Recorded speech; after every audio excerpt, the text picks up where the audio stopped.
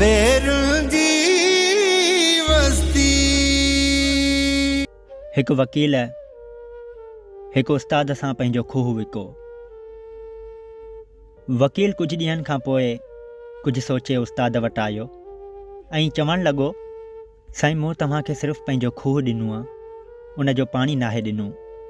जेकॾहिं तव्हां पाणी इस्तेमालु कंदा त तव्हांखे अलॻि सां पैसा ॾियणा पवंदा। उस्ताद मुस्कुरायो ऐं उस्ताद चयो, बिल्कुलु, मां बि तव्हां वटि ई अची रहियो हुअसि। चवणो इहो हो त मुंहिंजे खूह में तव्हांजो पाणी आहे, उनखे कढरायो, न त सुभाणे खां तव्हांखे किरायो ॾियणो पवंदो। वकील घबराए वियो ऐं चवणु लॻो, साईं मां त मज़ाक़ करे रहियो आहियां। त उस्ताद खिलियो ऐं उस्ताद चवणु लॻो, जिथे तव्हां पढ़ंदा हुआ उते असां उस्ताद हुआसीं, तव्हां असां वटि ई पढ़ी करे पोइ वकील थींदा आहियो।